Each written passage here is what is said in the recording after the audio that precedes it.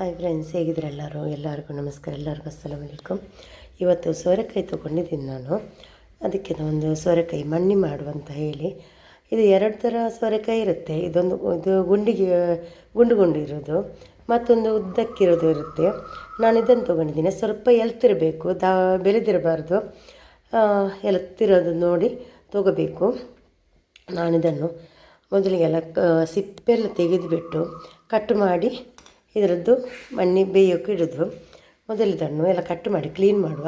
ಸಿಪ್ಪೆ ಹಣ್ಣು ಬಿಸಾಡಲಿಕ್ಕಿಲ್ಲ, ಕಡಲೆ ಏನಾದರೂ ಹಾಕಿಬಿಟ್ಟು ಪಲ್ಯ ಮಾಡೋಕ್ಕೂ ಆಗುತ್ತೆ. ನೋಡಿ ಇದನ್ನು ಚೆನ್ನಾಗಿ ಸೋರೆಕಾಯನ್ನು ಚೆನ್ನಾಗಿ ಕ್ಲೀನ್ ಮಾಡಿ ಸಿಪ್ಪೆಲ್ಲ ತೆಗೆದು ಈ ಥರ ಚಿಕ್ಕ ಚಿಕ್ಕ ಪೀಸ್ ಮಾಡಿ ಕಟ್ ಮಾಡಿದ್ದೀನಿ. ಇದನ್ನು ಬೇಯೋಕ್ಕಿಡುವ. ಒಂದು ಪಾತ್ರೆಗೆ ಹಾಕಿಬಿಟ್ಟು ಒಂದು ಸೋರೆಕಾಯಿ ಎಲ್ಲ ತೊಗೊಂಡಿದ್ದೀನಿ ನಾನು. ಇದನಿಗೆ ಬೇಯಿಡುವ.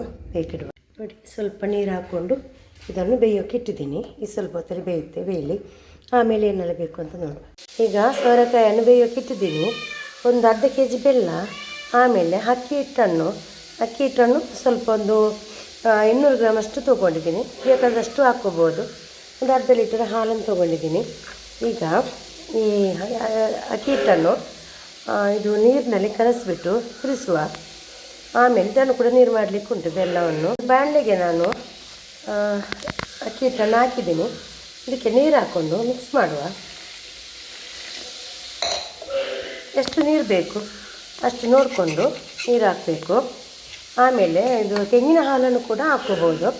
ಆಮೇಲೆ ಪ್ಯಾಕೆಟ್ ಹಾಲು ಕೂಡ ಹಾಕ್ಕೋಬೋದು. ನಾನು ಈಗ ಪ್ಯಾಕೆಟ್ ಹಾಲಲ್ಲಿ ಮಾಡ್ತಾಯಿದ್ದೀನಿ. ಇದು ತೆಂಗಿನ ಹಾಲು ಹಾಕ್ತಾಯಿಲ್ಲ.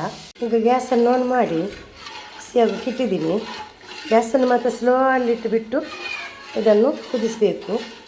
ಬೇಗನೆ ಗಟ್ಟಿಯಾಗುತ್ತೆ. ನೋಡಿ, ಗಟ್ಟಿ ಆಗ್ತಾ ಬಂತು. ಚೆನ್ನಾಗಿ ಗಟ್ಟಿ ಆಗಲಿಕ್ಕೆ ಉಂಟು. ಸ್ವಲ್ಪ ಹೊತ್ತು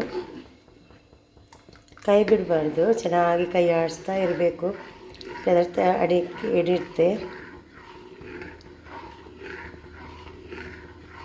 ಇದಕ್ಕೆ ನಾನು ಏನೂ ಹಾಕಲಿಲ್ಲ. ಈಗ ಹಾಲೊಂದು ಮಾತ್ರ ಹಾಕಿಬಿಟ್ಟು ಮಿಕ್ಸ್ ಮಾಡ್ತಾಯಿದ್ದೀನಿ. ಇದು ಗಟ್ಟಿಯಾಗಬೇಕು, ಆವಾಗೆಲ್ಲ ಹಾಕುವ. ಇದಕ್ಕೆ ಚೆನ್ನಾಗಿ ಗಟ್ಟಿ ಬರುವಾಗ ಗ್ಯಾಸನ್ನು ಸ್ಲೋ ಅಲ್ಲಿ ಇಟ್ಬಿಟ್ಟು ಇದನ್ನು ಮಿಕ್ಸ್ ಮಾಡಬೇಕು. ಯಾಕೆಂದರೆ ಹಿಟ್ಟೆಲ್ಲ ಚೆನ್ನಾಗಿ ಬೇಯಬೇಕು. ಅದಕ್ಕೋಸ್ಕರ ಗಟ್ಟಿ ಆಗ್ತಾ ಬಂತು. ಇನ್ನು ಸ್ವಲ್ಪ ಹೊತ್ತು ಗಟ್ಟಿ ಆಗಬೇಕು.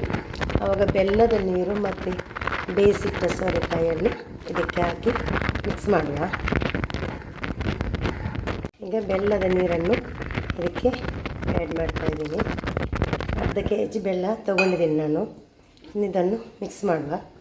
ಇದನ್ನು ಕೂಡ ಚೆನ್ನಾಗಿ ಮಿಕ್ಸ್ ಆಗಬೇಕು. ಇದು ಕೂಡ ಇದರಲ್ಲಿ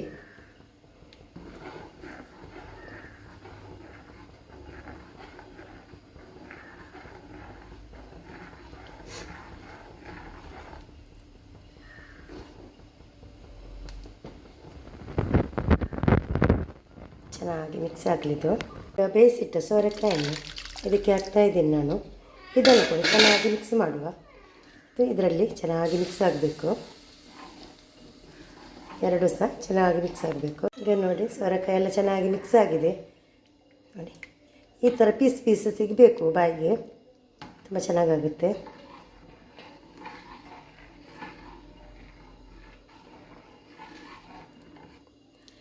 ಪಾತ್ರೆ ಸ್ವಲ್ಪ ಚಿಕ್ಕದಾಯಿತು.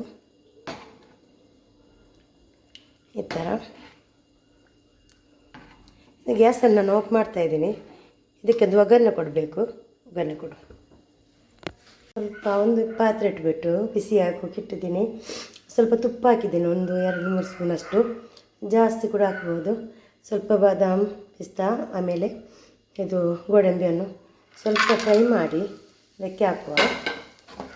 ಚೆನ್ನಾಗಿ ಫ್ರೈ ಮಾಡಿದ್ದೀನಿ. ಹಾಕುವ.